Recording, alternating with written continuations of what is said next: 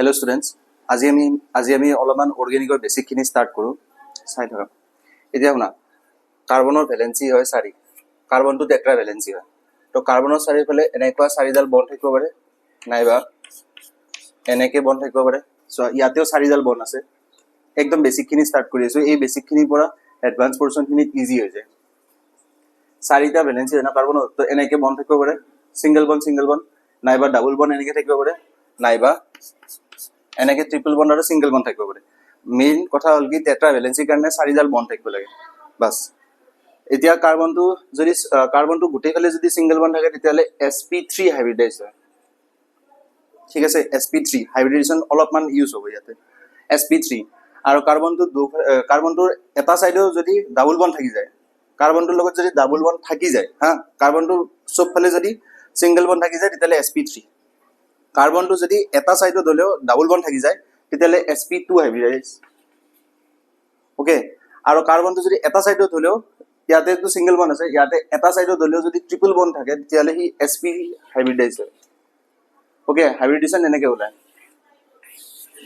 এটা হাইব্ৰিডেশনৰ পৰা কি গম পায় মই অলপ পিছত কৈ আছো প্ৰথমে কিছুমান ফৰ্মুলাৰ পৰা কেনেকে ওলাই চাবা না তোমাক ধৰা এক্সামত এনেকে লিখা আছে এনেকে দিয়া আছে অলপমান টান কৰি দিও এটো ধৰা এনেকে দিয়া আছে ওকে কোৱেশ্চনটো এনেকে আছে এতিয়া প্ৰথমে এই সিস্টেমটোৰ পৰা মই ফৰ্মুলা সিস্টেমটো কেনেকে লিখে ধৰা CH3 CH2 এইবিলাক কেনেকে লিখে মই এবাৰ দেখাই দিও তাৰ পিছত আমি ডিটেইলছত মানে ষ্টাডি কৰিম প্ৰথমে একদম বেসিকখিনি শিকাও যিখিনি মানে পিওর অর্গানিক এটা চাবা টার্মিনেলটোত এটা কার্বন থাকে আর এই যে টার্নিং পয়েন্ট বিলাক আছে যে টার্নিং পয়েন্ট বিলাক এই গোটেইফালে কার্বন আছে তো ইয়াতে এটা কার্বন আছে তো মই লিখি ললো কার্বন এইটোত এটা কার্বন আছে লিখি ললো এইটো এটা কার্বন লিখি ললো এইটো এটা কার্বন আর উপৰৰ এইটো এটা কাৰ্বন এন্ডিং যোনটো দণ্ডা থাকে না দণ্ডাটোৰ এন্ডিংটো তো কার্বন থাকে তো এইটো এটা কার্বন হয় এইটো এটা কার্বন এইটো এটা কার্বন এইটো এটা কার্বন এইটো তো আমি কেইটা কার্বন পালো 1 2 3 4 5 6 7 1 2 3 4 5 6 8 নাম্বাৰিং কৰি দিও তেতিয়া নাম্বাৰিং নালাগে হ'ব মই একফালৰ পৰা দেখাই আছো চাবা ভালকে শুনা এটা কার্বনত 4ডাল বন্ড থাকে ঠিক আছে এটা কার্বনত 4ডাল বন্ড থাকে ভালকে মনত ৰাখা এই কার্বনটোত কেইডাল বন্ড লাগি আছে এডাল লাগি আছে কেইটা লাগা নাই তিনিটা লাগা নাই কাৰণ এটা কার্বনত 4টা বন্ড থাকে এই কার্বনটোত এডাল হে বন্ড লাগি আছে তিনিডাল বন্ডটো লাগি থাকা নাই মানে তিনিটা হাইড্রোজেন আছে তো ইয়াতে তিনিটা হাইড্রোজেন এই কার্বনটোত কেইটা বন্ড লাগি আছে 1 2 দুডাল বন্ড লাগি আছে কেইটা বন্ড লাগা নাই দুটা লাগা নাই তাহলে টোটাল 4টা থাকে তো এইটো CH2 ঠিক আছে তারপর নেক্সটটো চাবা এইটো এটা কার্বন এই কার্বনটোত কেইটা বন্ড লাগি আছে 1 2 3 তিনডাল বন্ড লাগি আছে এই কার্বনটোত তিনিডাল বন্ড লাগি আছে এইটো এটা বন্ড আৰু এইটো এটা বন্ড তিনিডাল বন্ড লাগি আছে এটা বন্ড লাগি থকা নাই তাৰ মানে এটা কার্বনত 4ডাল বন্ড থাকে অল টোটাল কেইটা লাগি আছে চাবা কেইটা লাগা নাই হেতু হাইড্ৰোজেনৰ নাম্বাৰ হৈ যায় তো এই কাৰ্বনটোত এইটো এটা বন্ড তিনিডাল বন্ড লাগি আছে তাৰ মানে এটা বন্ড নাই টোটাল 4টা থাকে ন তাৰ মানে এই কাৰ্বনটোৰ হাইড্ৰোজেন কেইটা আছে এই কাৰ্বনটোৰ হাইড্ৰোজেন আছে তোমাৰ এটা পালা বুজি নেক্সট এই কাৰ্বনটো দিলো এই কাৰ্বনটো চোৱা ভালকে এবাৰ চোৱা এই কাৰ্বনটো ডাবল বন্ড হৈ আছে এইটো দিলো এই কাৰ্বনটোত কেইডাল বন্ড লাগি আছে 1 2 3 4 চাৰিডাল বন্ড লাগি আছে আৰু এটা কাৰ্বনত 4ডালে থাকে তো ইয়াতে হাইড্ৰোজেন নাই নেক্সট এই ফালৰ কাৰ্বনটো চোৱা এই কার্বনটোত কেইডাল লাঠি লাগি আছে দণ্ডাটো কেইটা দণ্ডা বুলি বেছি ইজি হয় বন্ড বুলি ক'লে একো বুজিও নপায় সো এই কার্বনটোত কেইটা বন্ড লাগি আছে এটা এইটো এটা বন্ড কেইটা নাই তিনিটা নাই তাৰমানে তিনিটা হাইড্রোজেন আছে যিমানটা নাথাকে সিমানটা হাইড্রোজেন থাকে বুজি পালা যিমানটা নাথাকে সিমানটা হাইড্রোজেন থাকে এটা কার্বনত 4টা বন্ড থাকে তোমাৰ বনটো দেখা পাবা আৰু কেইডাল নাই সেইটো ক'বা যিমানটা নাথাকে বন সিমানে নাম্বাৰ অফ হাইড্ৰজেন থাকে এই কাৰ্বনটো দেখা পাইছা এই কাৰ্বনটো চোৱা ইয়াতে ট্ৰিপল বন্ড হৈ আছে এই কাৰ্বনটোত তোমাৰ কেইটা বন লাগি আছে 1 2 3 4 ইয়াতে তিনিডাল আছে ডান্ডাটো ইয়াতে তিনিডাল আছে ঠিক আছে এই কাৰ্বনটোত এই তিনিটা আৰু এইটো এটা তাৰমানে টোটেল 4টা আছে তো ইয়াতে হাইড্ৰজেন নাই টোটেল 4টা থাকে না কাৰ্বনটো নেক্সট এই কাৰ্বনটো চোৱা এই কাৰ্বনটোত কেইটা আছে বন 1 2 3 তিনিটা আছে ঠিক আছে তিনিটা বন আছে এই তিনিটা যদি বন আছে তেতিয়ালে কেইটা নাই এটা নাই 4টা থাকিব লাগে কাৰ্বনত তো এই কাৰ্বনটোৰ এতিয়া তিনিটা বন আছে মানে এটা বন নাই তাৰমানে এটা হাইড্ৰজেন আছে বুজি পালা এতিয়া কেনেকৈ লিখে এইটো ষ্ট্ৰাকচাৰৰ পৰা এনেকুৱা ষ্ট্ৰাকচাৰত লিখিব পাৰিবা চাগে এতিয়া যদিও জানা এবাৰ ভালকে শুনি লোৱা এইটো কাৰণ মোৰ বহুতখিনি ট্ৰিকত এইখিনি আছে কি হাইড্ৰজেন কেইটা আছে কাৰ্বন কেইটা আছে হাইব্ৰিডেশ্যন কিমান এইখিনিতে আমাৰ এনসাৰ আহি যায় তো শিকাও নেক্সট খিনি শিকাও চাবা নেক্সট এটা বস্তু শিকাও এইখিনি ঠিক আছে এতিয়া নেক্সট এটা বস্তু শিকাও চাবা মই যদি CH3 CH2 CH double bond CH C triple bond CH এটো এটা আছে মলিকুল এই মলিকুলটোত মই বন্ড বিলাক ভাঙি ভাঙি দেখাইছো ইয়াতে হাইড্ৰজেন আছে CH H C H double bond CH C triple bond CH আছে ঠিক আছে এই কার্বনটো চা এই কার্বনটো যদি সিঙ্গেল ডান্ডাটো থাকে যদি sp3 ডাবলটো থাকলে sp2 আৰু যদি ট্রিপল থাকে sp এই কার্বনটোত গোটেইটা বন্ড কি আছে সিঙ্গেল বন্ড আছে তো এটো কি হ'ব sp3 হাইব্রিডাইজ এই কার্বনটো চা এই কার্বনটোত গোটেইটা কি বন্ড আছে সিঙ্গেল বন্ড তো এটো কি হ'ব sp3 হাইব্রিডাইজ এটো কার্বন ইম্পর্টেন্ট এই কার্বনটোত কি বন্ড আছে সিঙ্গেল বন্ড আছে আর এটা কি আছে ডাবল বন্ড আছে তো যদি ডাবল বন্ড থাকে তাহলে কি হাইব্রিডাইজ sp2 হাইব্রিডাইজ এই কার্বনটো কি বন্ড আছে সিঙ্গেল বন্ড ডাবল বন্ড আছে ডাবল বন্ড হলে কি হয় sp2 হাইব্রিডাইজ এই কার্বনটো সিঙ্গেল বন্ড আছে আর ট্রিপল বন্ড আছে যদি ট্রিপল বন্ড থাকে কি হাইব্রিডাইজ sp এই কার্বনটো ট্রিপল বন্ড আর সিঙ্গেল বন্ড আছে এটো sp হাইব্রিডাইজ তো যদি সিঙ্গেল বন্ড থাকে তেতিয়ালে কি হবে এটো sp3 হাইব্রিডাইজ ডাবল বন্ড যদি থাকে sp2 হাইব্রিডাইজ ট্রিপল বন্ড যদি থাকে sp হাইব্রিডাইজ এটো ডাইরেক্ট চাই গম পায় ঠিক আছে এতিয়া এলকাইল সিস্টেমত এটো কোৱেশ্চন আহা চান্স আছে sp3 sp2 আৰু sp হাইব্রিডাইজ এতিয়া পঢ়ো পার্সেন্টেজ অফ s ক্যারেক্টার এখিনি চাগে বুজি পাইছা এখিনি একদম বেসিক এর কারণে স্পিডত যাই আছো এতিয়া শুনা পার্সেন্টেজ অফ s ক্যারেক্টার কি হয় percentage of s character কি হয় না sp3 মই এটা টেকনিক দিয়েছো কেনে মনত ৰাখে sp3 না তো চাবা ইয়াতে s ৰ পাৱাৰ কিমান আছে 1 আছে আৰু 1 নিলিখে না কেমিস্ট্রি কৈ আছিল আগতে যেনে নাই এতিয়া বুজা পিছত বুজাই দিম ৰবা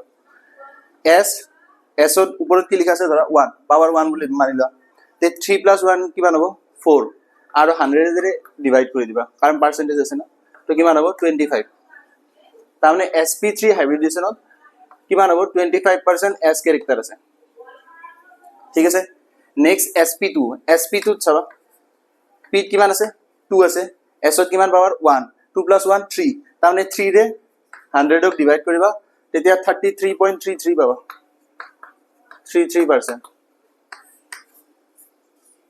নেক্সট sp p পাৱাৰ কিমান 1 s ত পাৱাৰ কিমান 1 1 + 1 2 2 ৰে ডিভাইড কৰি দিয়া 100 ক কিমান হ'ব 50% তাৰমানে ভালকে চোৱা sp3 percentage of s character কিমান 25% sp2 percentage of s character 33.33% আৰু sp percentage of s character 50% এতিয়া যদি percentage of s character বাঢ়ি যায় percentage of s character যদি increase হৈ যায় তেতিয়ালে ইলেক্ট্ৰোনেগেটিভিটি ইনক্ৰিজ হৈ যাব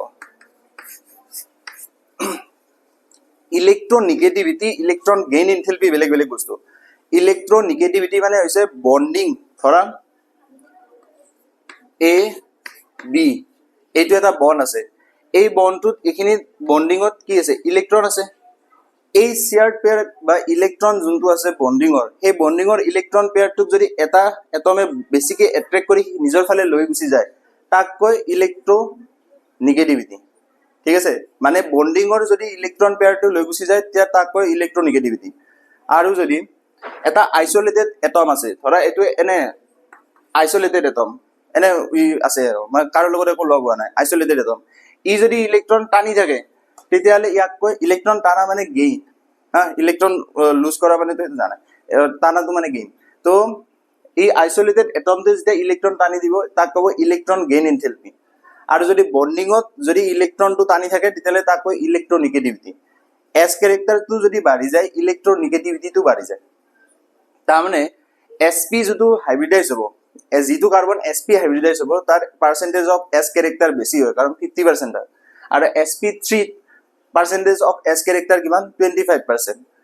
চ' এছ পি হাইব্ৰিডাইজ কাৰ্বনটো তোমাৰ ভাল হোল্ড কৰিব পাৰে নিগেটিভ চাৰ্জটো, মানে কাৰ্বনায়ন হোৱা চান্স বেছি।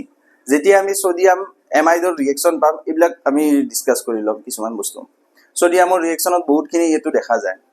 ঠিক আছে, কাৰ্বনায়নটো হোল্ড কৰিব পৰা পাৱাৰটো কাৰ তাতে আছে, এছ পিৰ আছে। অ'কে, এছ পি থ্ৰীৰ নাই, এছ পি থ্ৰীত পাৰ্চেণ্টেজ অফ এছ কেৰেক্টাৰ কিমান 25%। তো ultimately moral of the story এটাই, যদি এছ কেৰেক্টাৰ বেছি থাকে মানে এছ পি এইটোতো 50% আছে, যদি এছ কেৰেক্টাৰ বেছি আছে সেই কাৰ্বনটোৱে হোল্ড কৰিব পাৰে নিগেটিভ চাৰ্জটো। ঠিক আছে, এইখিনি বেছিক। এতিয়া শুনা,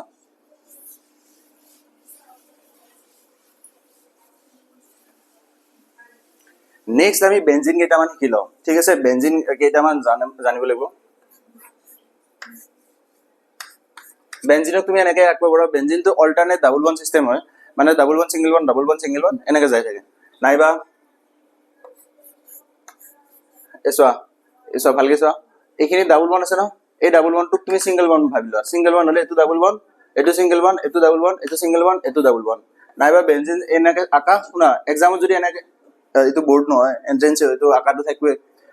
এইটো হয় যদি এইটো চাইক্লো হেক্সেন হয় আৰু এই নাভিটো দিয়া ললে বেঞ্জিন হৈ যাব, সাৱধান। এইটো আঁকিলে চাইক্লো হেক্সেন কিন্তু।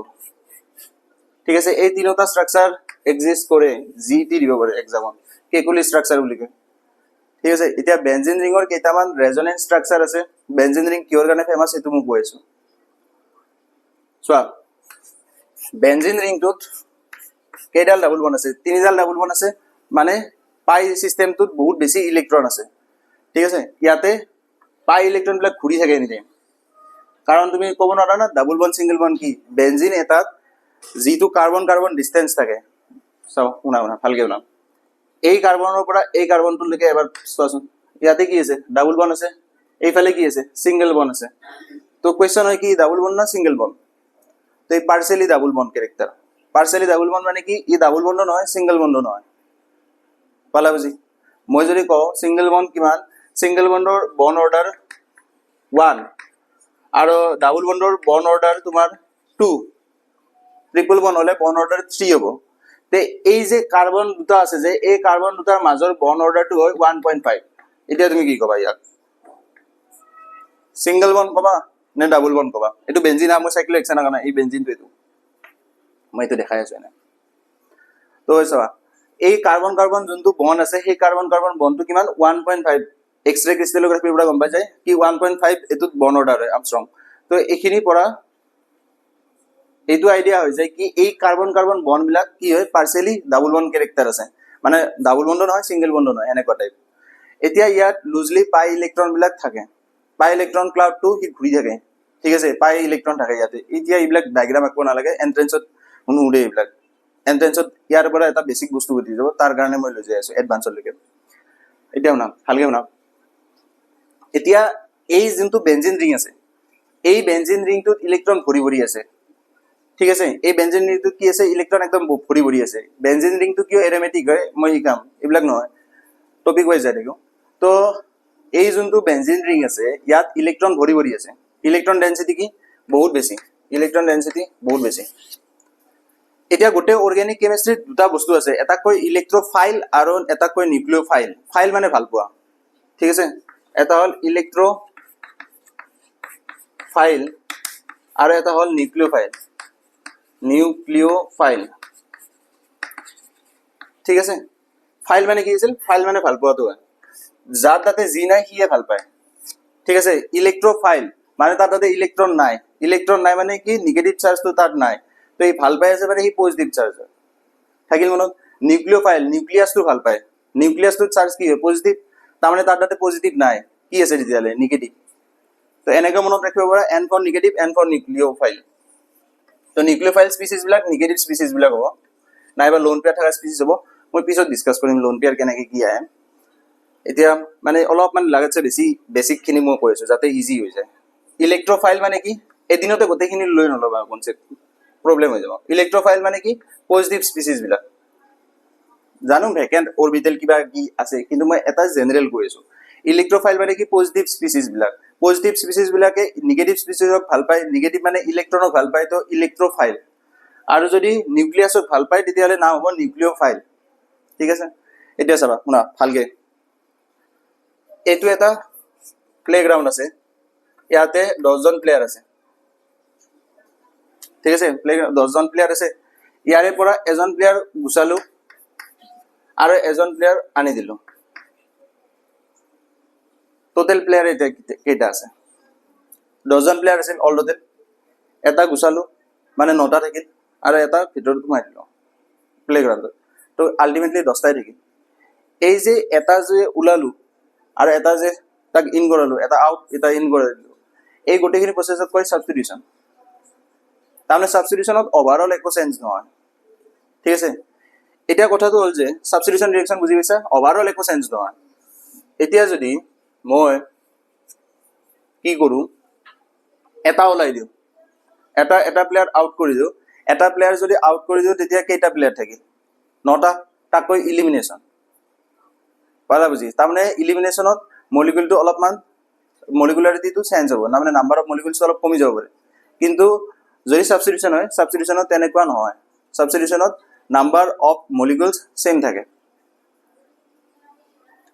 এতিয়া ভালকে শুনা কি আছে ইয়াতে কি এইবিলাক কৈ আছোঁ এই বেনজিন ৰিংটোত ইলেক্ট্ৰন ডেনচিটি ভৰি আছে তো এই বেনজিন ৰিংটোৱে এটা নিগেটিভ ডাইপলৰ নিচিনা কাম কৰি দিব মানে নিগেটিভ স্পিচিছ ডাইপল যদি বুজি পোৱা নাই নিগেটিভ স্পিচিছ হিচাপে কাম কৰি দিব ঠিক আছে নিগেটিভ স্পিচিছৰ নিচিনাকৈ কাম কৰি দিব এই বেনজিন ৰিংটোত ইলেক্ট্ৰন ভৰি আছে ইলেক্ট্ৰনৰ চাৰ্জ হয় নিগেটিভ তো সেইকাৰণে এই বেনজিন ৰিংটো এটা নিগেটিভ স্পিচিছ হিচাপে বিহেভ কৰা ষ্টাৰ্ট কৰে ঠিক আছে এতিয়া তুমি এটা নিউক্লিঅ'ফাইল ইয়াতে এটেক কৰিব যাই আছা নিউক্লিঅ'ফাইল এটাই বেনজিন ৰিংটোত এটেক কৰিব যাই আছে নিউক্লিঅ'ফাইলৰ চাৰ্জ কি মাইনাছ আৰু বেনজিন ৰিংটোত কেনেকৈ বিহেভ কৰি আছে মাইনাছ তো এই মাইনাছ আৰু মাইনাছৰ মাজত কি ৰিপালচন হয় না এট্ৰেকশ্যন হয় ৰিপালচন তো সেইকাৰণে নিউক্লিঅ'ফিলিক ছাবষ্টিটিউশ্যন এই বেনজিন ৰিংটোত কৰা বহুত টান হয় মই বেছিকত কৈ আছোঁ একো এডভান্সত কোৱা নাই SP হাইব্ৰিডাইজ এইবিলাক মই কোৱাই নাই এই বেনজিন ৰিংটোত যিহেতু পাই ইলেক্ট্ৰন ডেনচিটি বেছি থাকে তো এইটো নিগেটিভ ডাইপল হিচাপে কাম কৰি দিয়ে আৰু তুমি যদি নিউক্লিঅ'ফাইল এটা ইয়াত এটেক কৰিব যাই আছা তেতিয়া কেনেকৈ পাৰিবা ইয়াত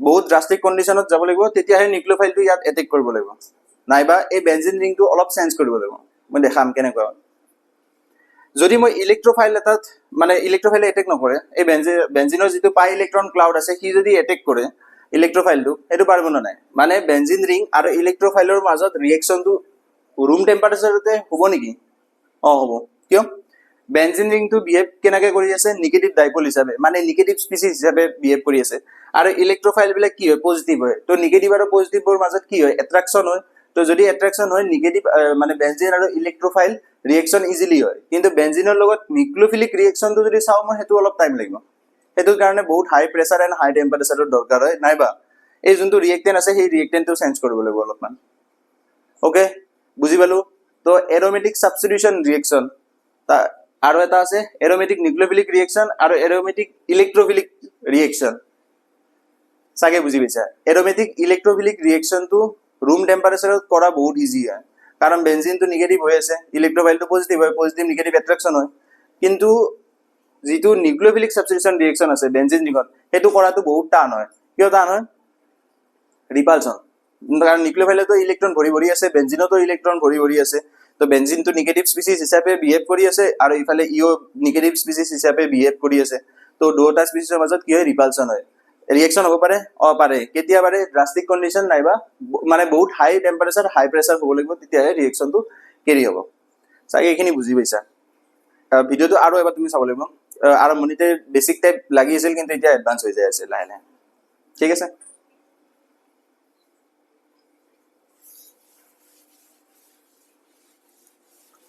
এইবিলাকৰ পৰা কুৱেশ্যন নাহে এইবিলাকৰ পৰা অপশ্যন ইলিমিনেশ্যন হৈ যায় কুৱেশ্যন বেলেগৰ পৰা আহে এতিয়া শুনা নেক্সট এলাইল ভিনাইল আৰু বেনজাইল এলাইল কি এটা ছবি আঁকি লওঁ ফাৰ্ষ্ট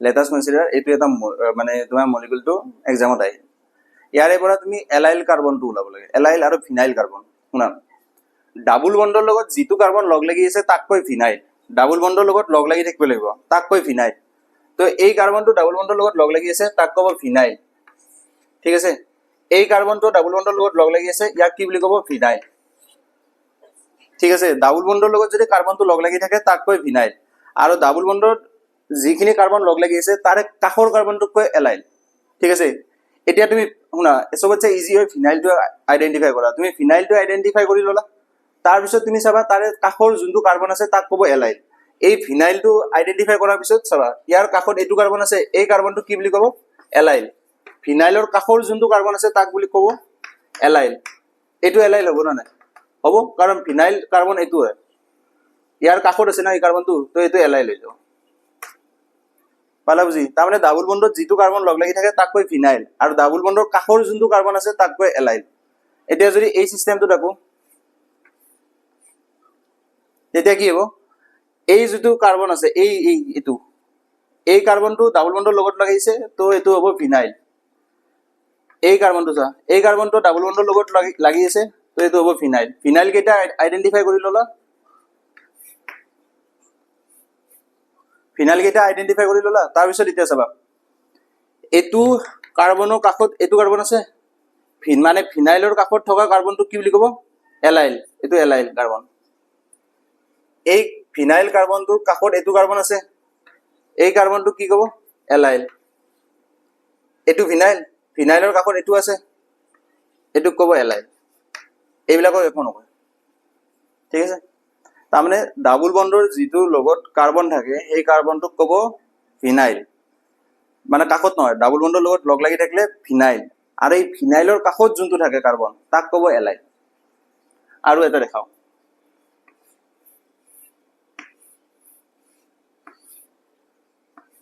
এনেকুৱা আছে ঠিক আছে কাৰ্বন ক'ত ক'ত আছে এইটো এটা কাৰ্বন হয় মানে টাৰ্মিনেল পজিশন আৰু মাজত থাকে এনেকৈ যিবিলাক টাৰ্নিং থাকে টাৰ্নিঙত কাৰ্বন কেইটা থাকে এইটো এটা কাৰ্বন এইটো carbon carbon carbon carbon carbon carbon এই দুটা কাৰ্বন ডাবল বন্ডত লাগি আছে তো এইটোৰ নাম কি হ'ব ফিনাইল এইটোৰ নাম কি হ'ব ফিনাইল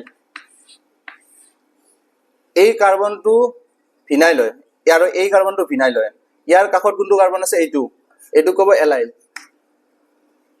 এইটো ভিনাইলৰ কাষত এইটো কাৰ্বন এটা আছে এইটোক ক'ব এলাইল এইটো ভিনাইলৰ কাষত এইটো কাৰ্বন আছে তো এইটোক কি ক'ব এলাইল চিনি পাইছা এলাইল বিলাক এলাইল আৰু ভিনাইল ওকে ভিনাইল মানে ডাবল বন্ডেড কাৰ্বনটো আৰু এলাইল মানে কি সেই ভিনাইলৰ কাষত থকা কাৰ্বনটো চিনি পাবাতো চিনি পাব লাগে বাস বেলেগ একো নাই ইয়াত নেক্সট আছে বেনজাইল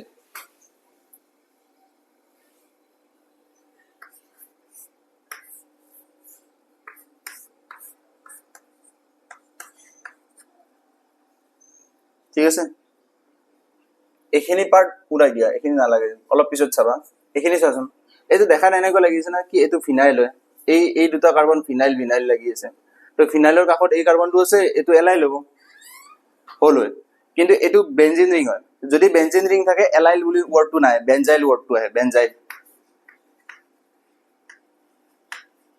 ঠিক আছে বেনজাইল ওয়ার্ডটো আহে ওকে এতিয়া কেইটামান নাম চোৱা এইটোৰ নাম কি? এইটোৰ নাম হ'ল ফিনল। OH টো যদি বেঞ্জিন ৰিঙৰ ওপৰত থাকে নাম হয় ফিনল।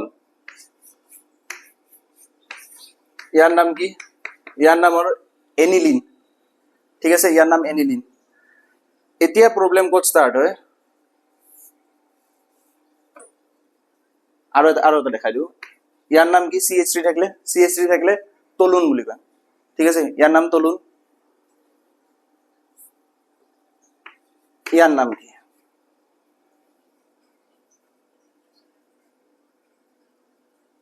কি হয় ইয়াৰ নাম? চাবা, বেঞ্জিন ৰিঙৰ লগত CH3 যোনটো পাৰ্ট আছে তাক কি বুলি কয়? বেঞ্জাইল। এই যোনটো এইটো কাৰ্বন আছে এইটো কি বুলি ক'ব? বেঞ্জাইল। এইটো বেঞ্জাইল কাৰ্বন বুলি কয়। তো বেঞ্জিন ৰিঙৰ লগত যিটো কাৰ্বন লগ লাগি থাকে তাক কি কয়? বেঞ্জাইল। আৰু ইয়াতে OH আছে, তো নাম কি হ'ব? OH ৰ গ্ৰুপটো কি বুলি কয়? এলকহল। তো ইয়াৰ নাম কি যাব? Benzyl alcohol. Benzyl alcohol. আৰু এটা চাওঁ, যদি মই এনেকে দি দিওঁ ইয়াৰ নাম কি হ'ব? CH টো এইখিনি পাৰ্ট কি বুলি ক'ব? বেঞ্জাইল। আৰু Cl আছে তো কি হ'ব? Benzyl chloride.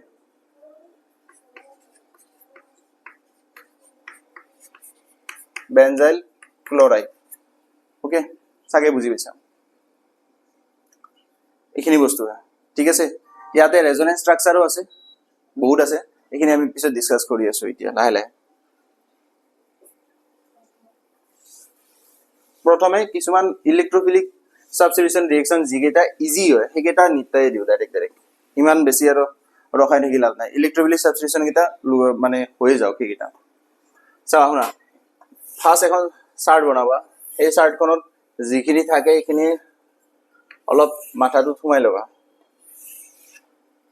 প্ৰথম আছে দুটা এচিড। দুটা এচিড কি কি আছে? নাইট্ৰিক এচিড আৰু সালফিউৰিক এচিড। কনচেন্ট্ৰেটেড হয়, সো কনচেন্ট্ৰেটেড HNO3 আৰু এটা আছে কনচেন্ট্ৰেটেড H2SO4।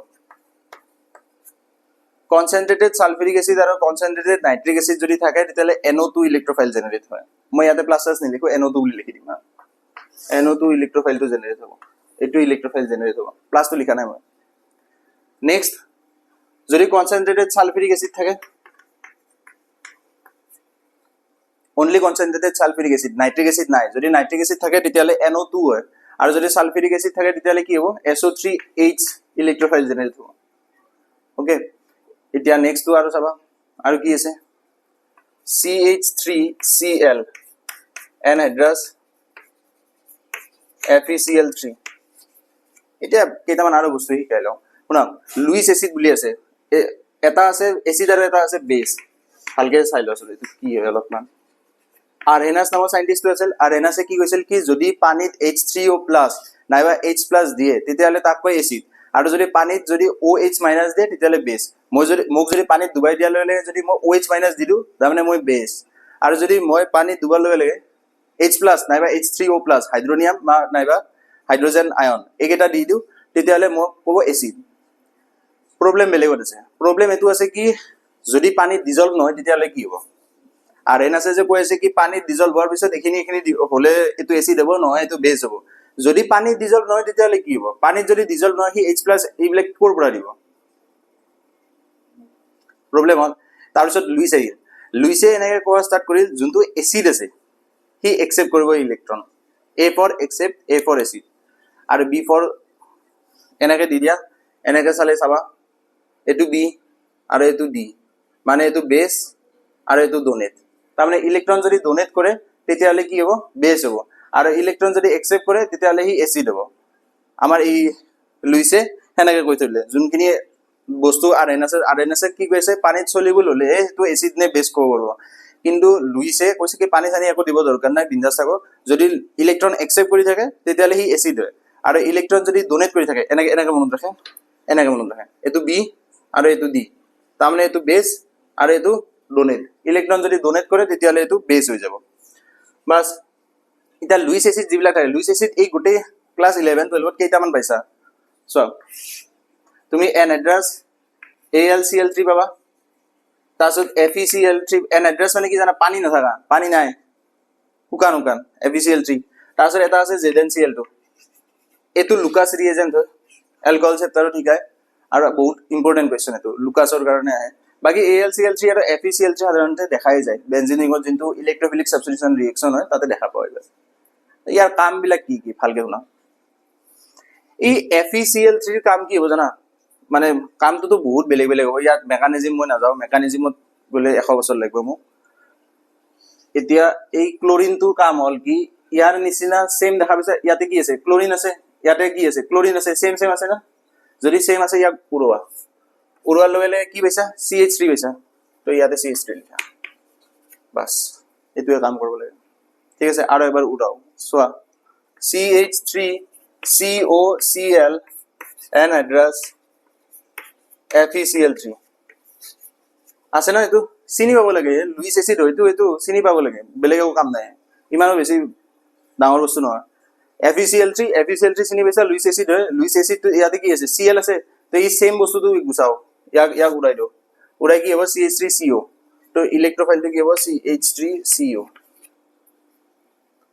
ওকে এই চাৰ্টটো অলপ মনত ৰাখিব লাগিব ইলেক্ট্ৰফিলিকৰ কাৰণে যোনটো আজি বেছিক হয় তাৰ পিছত অৰ্থোপেৰা সাবস্টিটিউশন হ'ব অৰ্থোপেৰা আৰু মেটা সাবস্টিটিউশন আহি যাব বাট এইখিনি চাৰ্টটো অলপ মনত ৰাখিলে ভাল অলপমান মনত ৰাখিলে ভাল মই কৈ আছো দুটা এসিড আছে এটাৰ নাম আছে সালফিউৰিক এসিড আৰু এটা আছে নাইট্ৰিক এসিড S মানে সালফিউৰিক এসিড এটো N মানে নাইট্ৰিক এসিড আৰু এটা আছে হাইড্ৰক্লোৰিক এসিড ইয়াতে হাইড্ৰক্লোৰিক এসিড ইউজ কৰা নাই পলিমাৰাইজেশ্যন হয় তো নাইট্ৰিক এসিড আৰু সালফিউৰিক এসিড যেতিয়া থাকে NO2 ইলেক্ট্ৰফাইল হ'ব যদি সালফিউৰিক এসিড থাকে অনলি সালফিউৰিক এসিড থাকিলে কি হ'ব SO3H হ'ব আৰু CH3Cl এটো তো কাম বুজি পাইছা ইয়াৰে Cl টো গুছালে হৈ যাব ঠিক আছে নেক্সট ভিডিওটোত আমি ইয়াৰে ৰিঅ্যাকশন কেইটামান ষ্টাৰ্ট কৰিম ঠিক আছে থ্যাংক ইউ